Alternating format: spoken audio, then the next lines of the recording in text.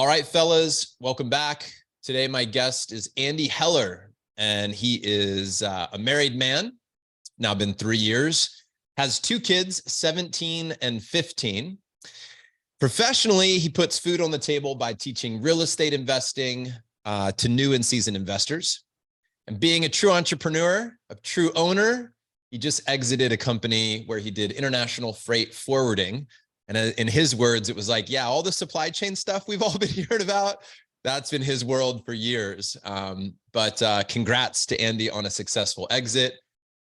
One of the reasons we wanted to talk today, one of the reasons I was very interested is that in 2014, Andy navigated his own divorce. And what he identified was that there was a hole in the self-help world that was giving men and women the strategies needed to successfully separate and to create the best possible outcome for both parents and the children. So again, like a true entrepreneur and owner with that mindset, Andy went out and interviewed attorneys, people who had been through divorces, therapists, co-parenting counselors, mediators, everybody get his hands on to collect some advice, to notice the patterns, and then to weave that together, deliver that to the world because he was solving his own problem.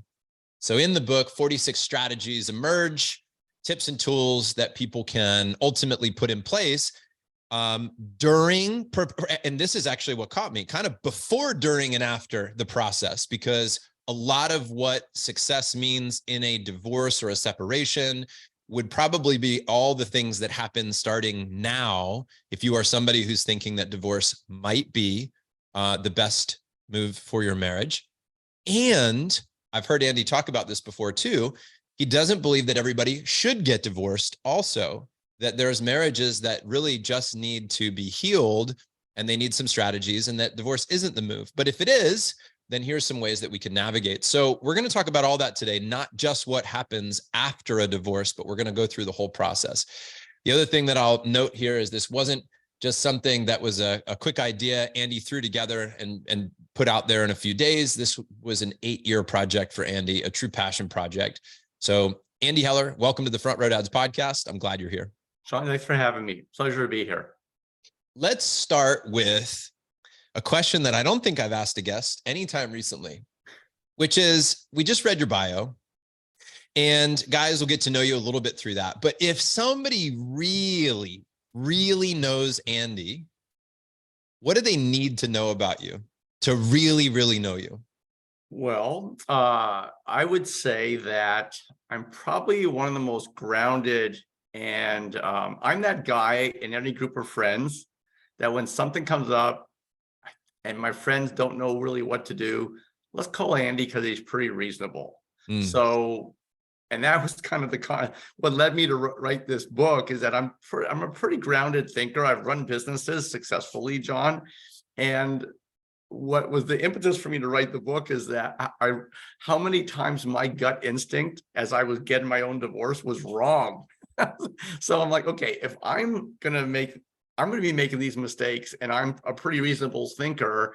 That was really dawned on me how I was impacted by the stress and the heightened emotions. So I'm that guy that people turn to. I'm very compromise oriented. I'm like, there's got to be a better way of this. I'm a Dale Carnegie disciple. I've taught Dale Carnegie in business. Their human relations principles. I've used these in my businesses. So that's what I would say is the one thing about me that I guess I'm kind of proud of, that I'm that guy that my friends can lean on to come up with counsel that will look at both sides and give somebody hopefully a really good suggestion on how they should approach a problem. Let's connect to your humanity here. Let's talk about some of these mistakes, because I know that the book is all about what you put together to give advice, but let's go back to the pain part for a moment and understand what were some of the mistakes that you made. I can give a great example. And this was actually the decision when I made the decision to write the book. So in your intro, you said that there was a gap in the divorce book space. And I read, when I'm stressed, Jon, I don't sleep. So my own divorce was stressful. I was running a business. I read lots of other books. And I don't mind saying, guys, even though I'm a reasonable guy, I did find a therapist who worked a lot with divorced men, and she was great. She was amazing. And, you know, as I said earlier, I'm a reasonable thinker. So something happened with my ex, with my ex. Basically, I asked for a custodial switch. That's very common in divorce. You have a custodial calendar, but then there are changes. So an aunt comes in town, she wants to see the kids. It's your wife's time. You ask to switch. All right. So I asked for a switch. All right. And my ex said no. And my request I felt was reasonable. Then ironically, she asked me for a switch. I could accommodate it. And I said, I'll get back to you. I go in to see my therapist and said, hey, this is what's happening. And I'm going to go ahead and I'm going to say to my ex, I'm fine with your request. I'll say yes, but you got to say yes to mine. Sounds reasonable, right, Jon? Right. The therapist says, so she listens to me, she lets me rant and rave, and then she goes into therapy speak. Andy, it's really good that you feel that way, blah, blah, blah, blah, but you're not going to do that. You're going to do the opposite.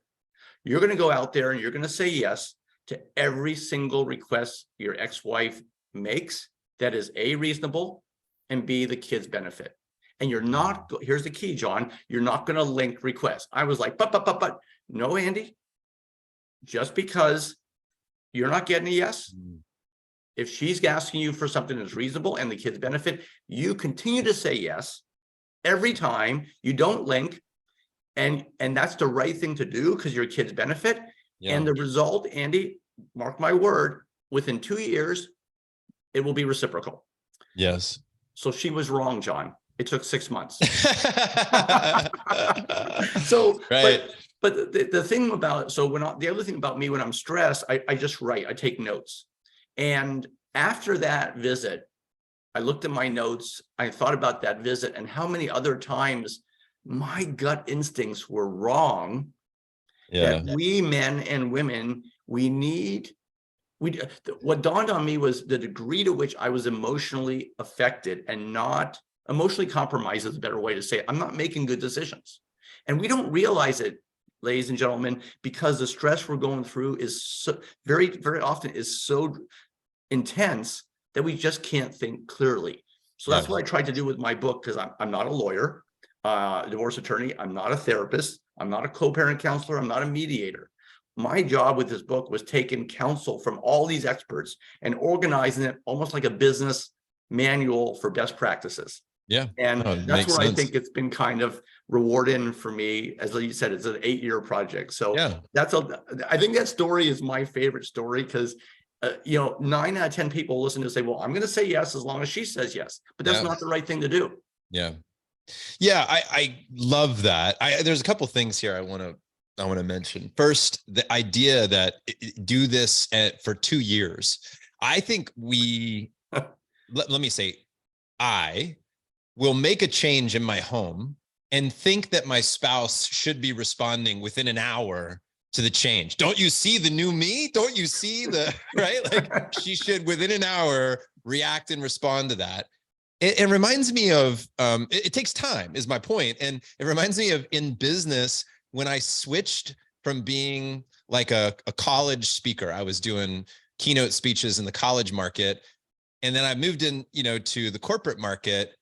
It took my community, it took everybody around me about 3 years to notice that I was, in doing something different, because it just takes a while for your brand, your new identity to settle in. And because somebody can, if it happens once, they're like, yeah, that might've been a one-off, but 6 months later, somebody's like, no, this person's really changed. This person can do this sustainably. Because don't we call that out on our spouses sometimes? It's like, we'll ask for something, they'll do it. And we're like, yeah, but is that going to last?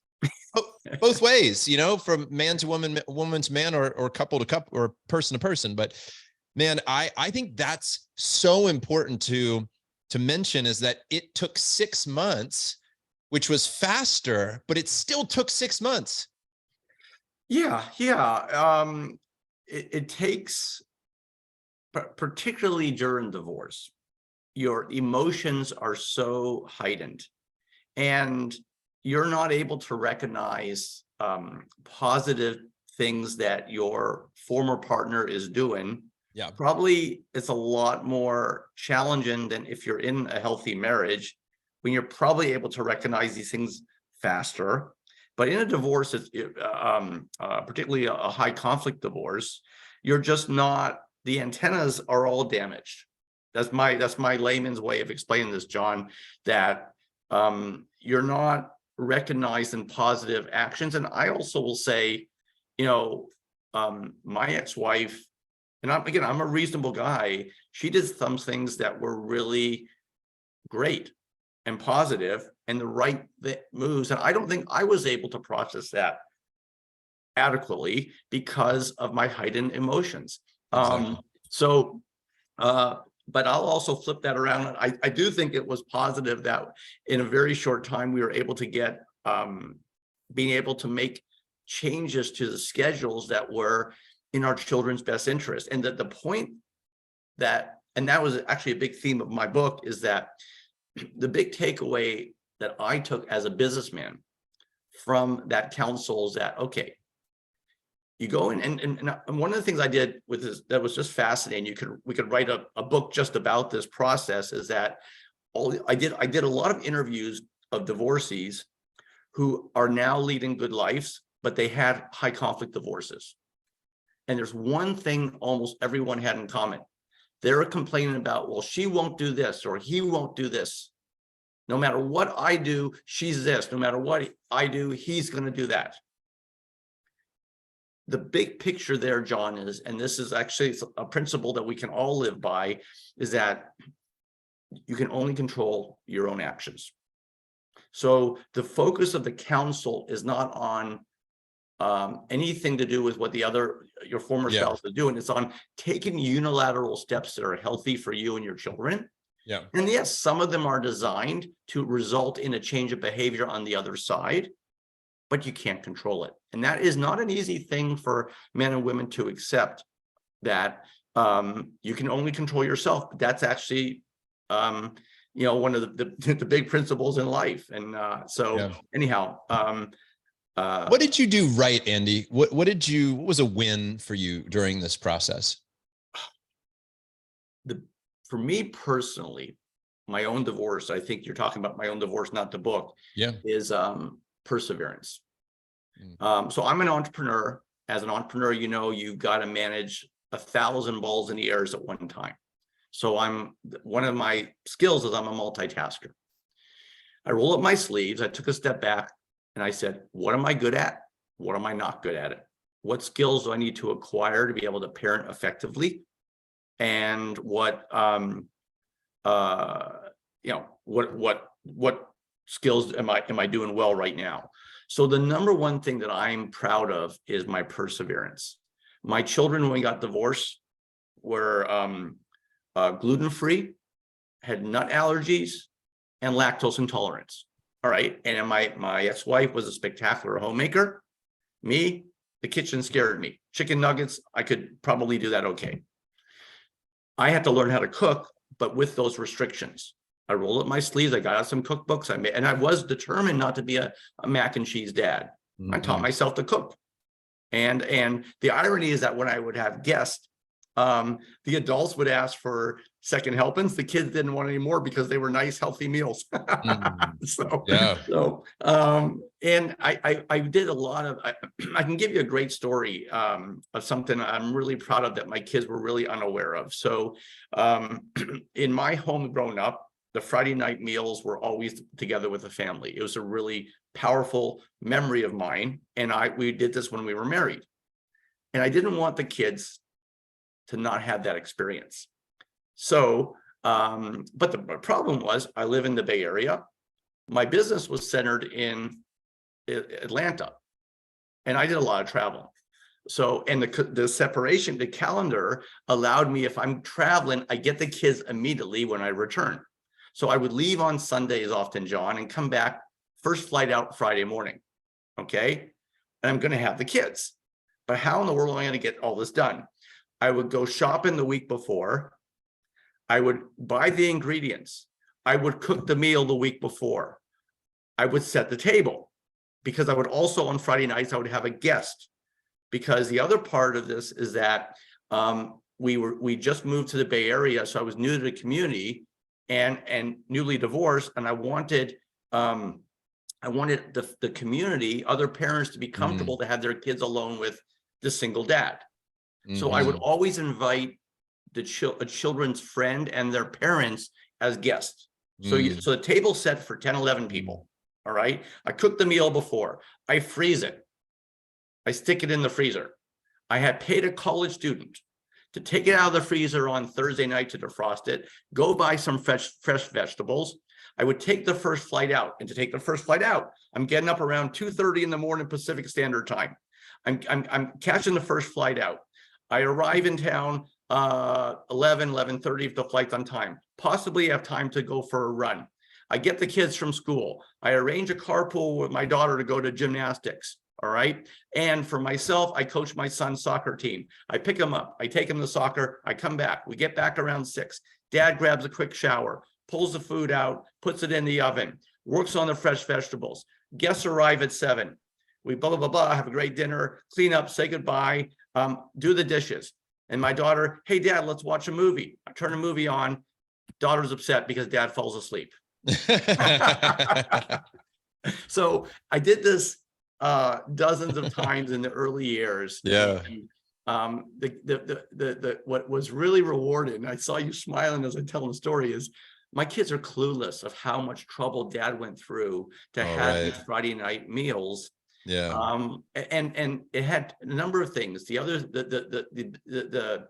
it gave my kids a great experience, similar to as a child. It also introduced me to community, and the parents and friends of the children were comfortable to have their children alone with Andy because they saw that I had a nice and safe environment. Yeah, that's so key. Gosh, if I think about something we have done well this last year, it is involving other people in our life, in our home. This week, I mean, days ago, we had a friend stop by and he had dinner with us, and then he plays the piano and he went and he just played this beautiful, beautiful music. We just sat at the kitchen table listening to him play, and he brought stories of his travels. And then we had another person who came over yesterday and we did sauna and some cold immersion, then played ping pong and just hanging out, just doing life, and shared a meal together. Those types of interactions, like for my children, I think that's like a critical element of parenting, is like, who do we bring into our home and spend time with? So I'm so happy to hear that. And I want to keep doing more of that. Let me switch gears here a little bit and say, I'm looking at your book right now, and I see, I'm flipping through the contents, right? And so here's all the different strategies, the different things that you write about. Just to give an example, right? Divorce structure, right? Having a divorce strategy, how much custodial time is right. Be genuine when considering restraining orders. Don't over-focus on money. Compromising when dividing material possessions. Always tell the truth and avoid games. Setting up a post-marriage support team. Don't be mean, vindictive, or a bully during negotiations, right? Patience with divorce goals, when and how to roll up your sleeves, therapy for children, therapy curveballs, aligning house rules and chores. I'm just kind of giving a sampling of what some of the things are that you write about, right? Do's and don'ts when fielding children's divorce questions. Children's unspoken coping challenges. I want to come back to that one in a second, because I think that's key. Avoid quizzing your kids. Checklist when raising kids in 2 different households. Finding a therapist. Solo parenting resources. Like, you get into a lot. And the thing that I want to get into today is I want to talk about this kids piece for a minute. Can you speak to the children's unspoken coping challenges and what you mean by avoiding, quizzing your kids? I want to talk about that piece, you know, how to navigate the kids. Yeah. So Take that which wherever one do you you want to do want. first? How about unspoken coping challenges? All right. I'm going to answer that question with a powerful short story, and that will really answer that question. So couples divorced for let's say 2 years. All right. Kids are fairly young. The dad's planning a great beach trip. All right. And it's the summer. So the kids return from 2 weeks on a trip with mom. And they're going to the beach trip. They're going to amusement parks. They're going to see their cousins. The kids are excited about the trip. There's no question about that. Dad comes to pick up the kids from the ex-wife after they return from 2 weeks with her, and the daughter has a royal meltdown. I don't want to go to the beach, and doesn't make sense because he knows that she wants to go to the beach. So in this story, the father actually handles this masterfully. He doesn't try to drag her out of mom's place. He waits for 1 hour, lets her calm down, gets the kids to his home, doesn't talk about the meltdown. All right, but he knows exactly what's going on. Orders a pizza, puts on a movie, everybody calms down, pulls the daughter aside, and he says, you know, sweetheart, I don't think your meltdown at mom's was about the beach. You're going to see your cousins. This is fun. I think it's kind of hard. You miss going on. You're going to miss mom. Maybe the last 2 weeks when you were with mom, you kind of missed me a bit. And now that you return, you're going to miss mom. And divorce is kind of hard, isn't it? And she said, yes, Dad, that's it. That's exactly right.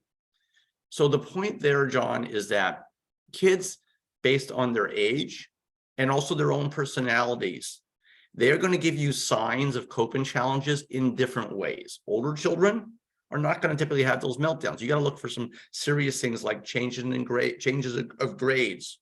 Okay, that's a great sign that there's trouble going on. Change in friends. All right, drugs. You've got to be really, really careful with older children because I have to say this teen suicide. All right. So this is a really healthy thing to do. Besides reading a book like mine, is if you're getting divorced, guys and ladies, get with a therapist and say, these are the age of my children. What signs should I be looking for that suggest my children are having coping challenges so I can get ahead of this? So that story of the dad recognized the meltdown wasn't about the beach trip.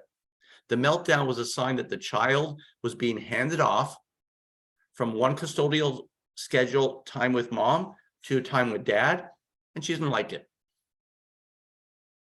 That's right. And the dad further went on to comment the way his daughter was. She's fine during the year. Twice a year, almost like clockwork, there would be a royal meltdown. Mm-hmm. It was her way, and that was different than the way the son would complain. Or would complain is the wrong word, would show that he was having coping challenges. The daughter's method was a twice a year meltdown. His job was to be attentive to it, to recognize what was really happening, and then put into play the right way to manage that, let her calm down. All right. And what he did, he didn't try to solve the problem. He said, after that, he said, come here and give dad a big hug. Let's just go have a good time. And they did. He handled it perfectly. What I knew was going to happen in this conversation, at least I felt that it was going to happen, Andy, and it's happening now, is like, these are wonderful strategies for any human, regardless of what challenge they're navigating. You know, this is why I wanted to have this conversation, because I'm currently not going through a divorce. I have marital challenges that sometimes there are days when I'm like, I'm totally getting a divorce, you know, like I 100% have felt that. Recently, I have felt that. But I like to understand exactly what we're talking about here, because I think this is critical for me, and I'm guessing it's critical for other people too. I want to make sure we get to have some time to talk about both the pieces of when we should and should not get divorced. Not that you're the expert on that per se, but you have an opinion on that, and I want to know what that is. But let's talk about the quizzing your kids thing, because that caught my attention. What do you mean by that? Okay, this is really important. When the household splits in two, you've spent 5, 10, 20, maybe more years with your partner. There's going to be a curiosity of what life is like in that home. Is there romance percolating with your partner? Your kids are going to know about some of these things. So again, a great example. And this is a chapter in the book. There's a right and wrong way to handle it. The daughter comes back from dad's house. Oh, hey, I met dad's new friend, Sally. Okay, we had a barbecue at dad's house. So what does mom say? Well, that's nice. What was the weather like? What you guys have to eat? That's one thing. That's the right thing. Oh, tell me about Sally. Does she have kids? How many times have you seen her? That's none of your business, guys.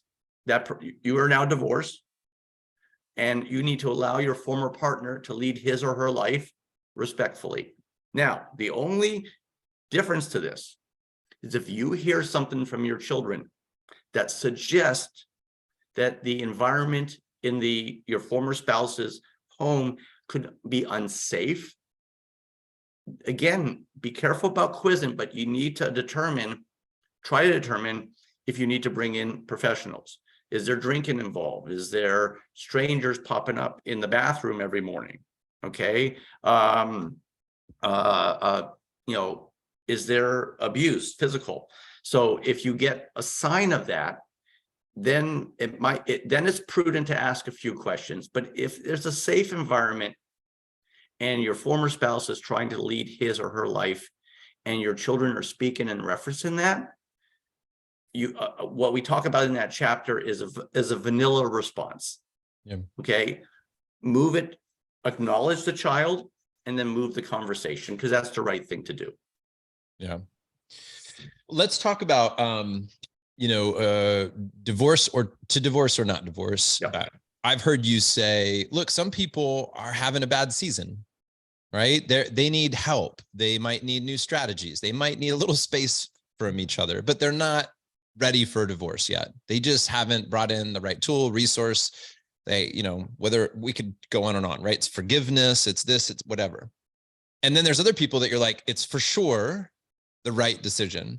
I've had my own opinions around that, even with friends who've been through a divorce. Like one, I would go, oh, don't do it now, guys. You have kids under 4 years old. Nobody should get divorced when you have kids under 4. Nobody's sleeping. You're in a storm. Just weather that storm for a minute. You might feel very differently a year from now. I think there's times when the answer is weather the storm. And then there's other times when people have gotten divorced and I'm like, yeah, I think you guys really gave it a shot. You hired the therapist. I think it was Mort Fertel who I had on the show at one point. And he said, you've got to earn the right to exit. Is like, if you're going to leave a marriage, then you want to make sure that you did everything that you could. And I've heard you speak to this, so maybe we can talk about it now. How are we processing that ourselves? Should we not?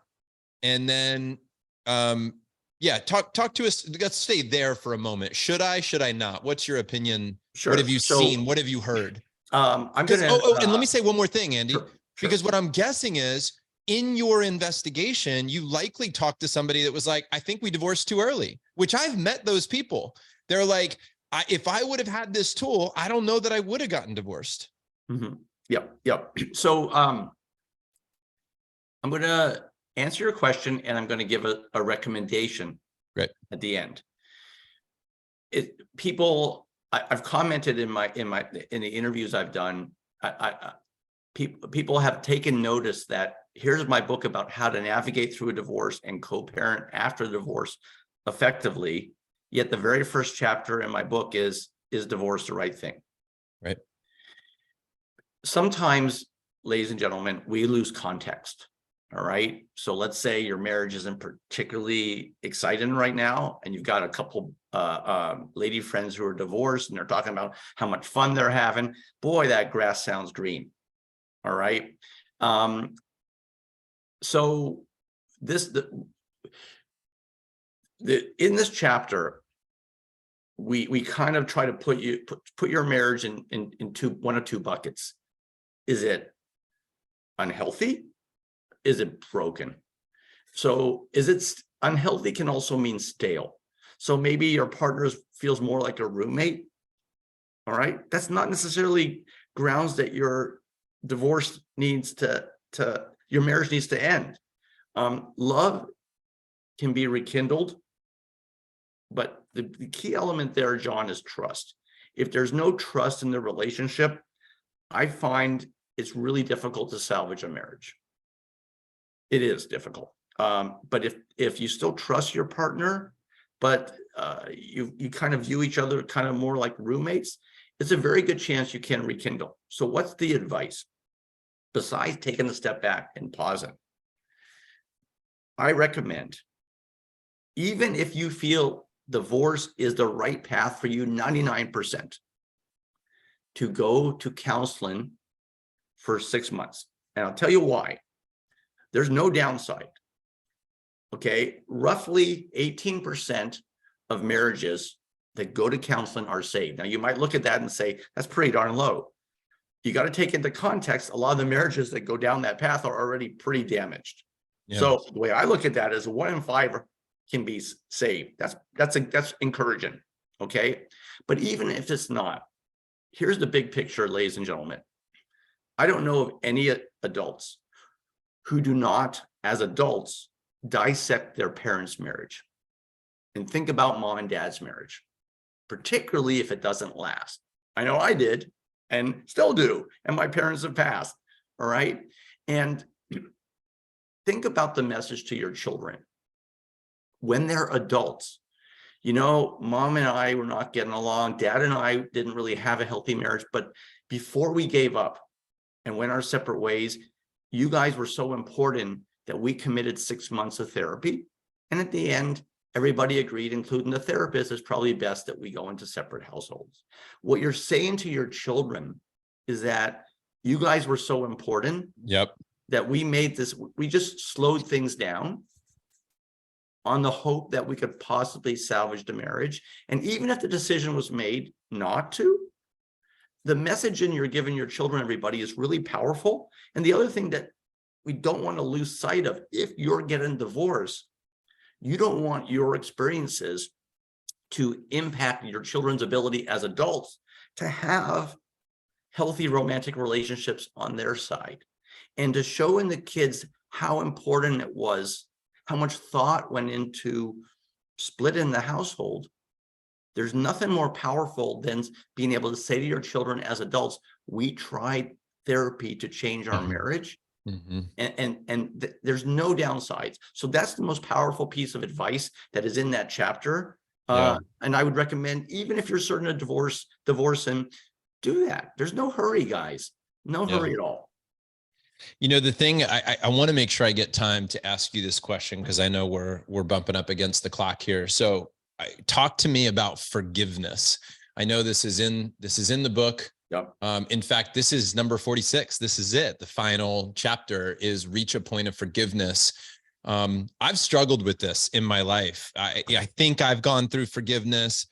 I think I've let it go, and then pops back up, and I'm like, clearly I haven't let that go. I thought I did all the things. I wrote the letter, I burned it. I told the person I forgive them. I really forgive myself. Like there's all these things, there's all these strategies. And sometimes I'm like, man, it just shows up. It's like, I didn't really fully remedy that.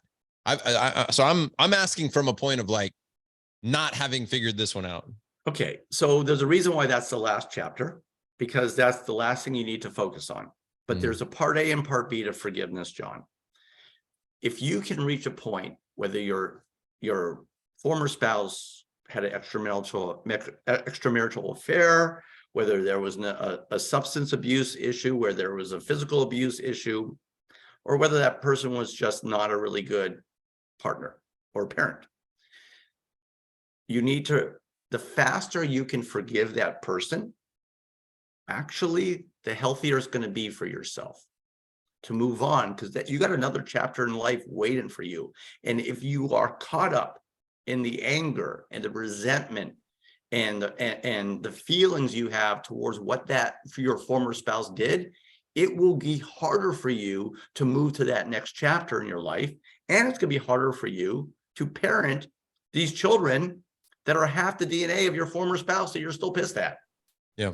The second part of forgiveness, you touched on it, is to look in the mirror and forgive yourself for marrying that person.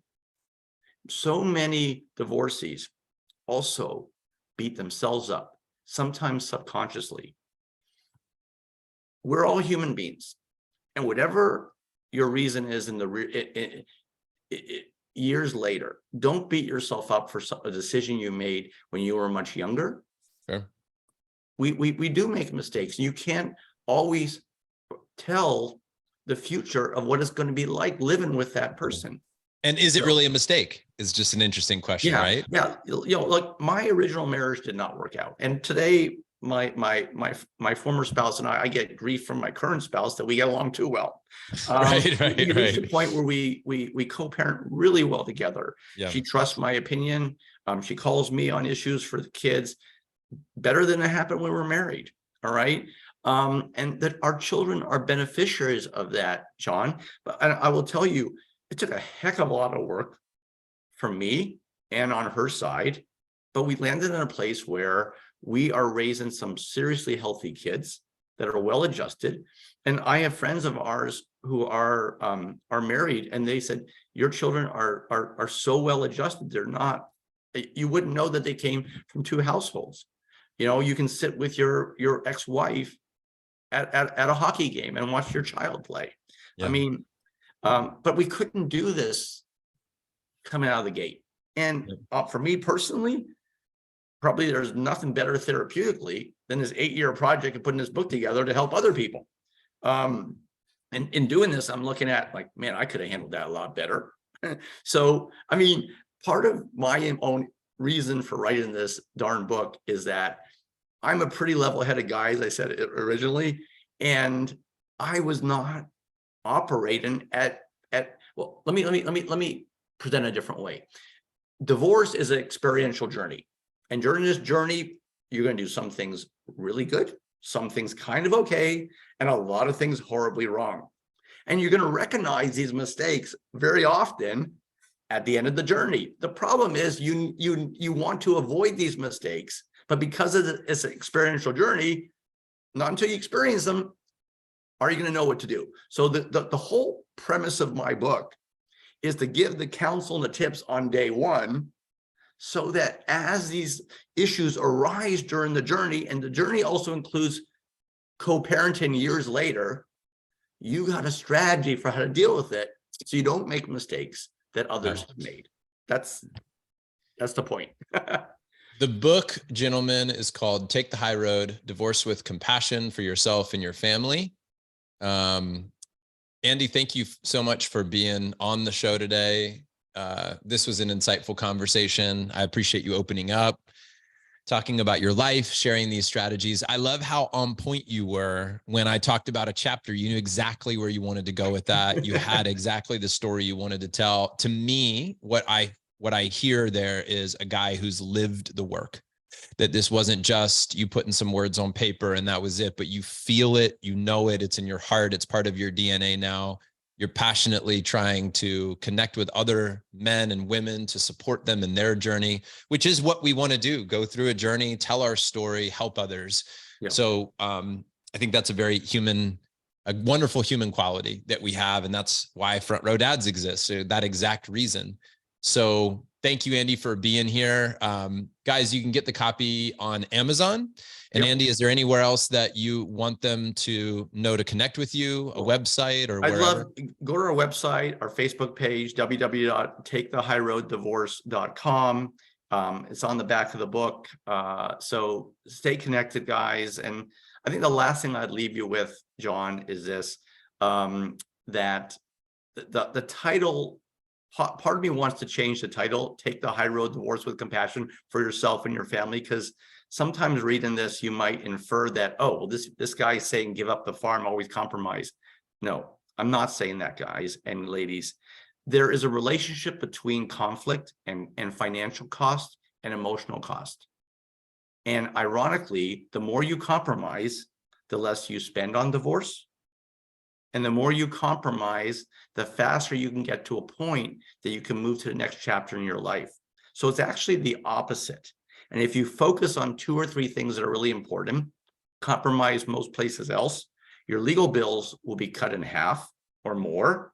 And you get to a point where you and your former spouse can co-parent effectively, which is where you want to be, so your children can benefit.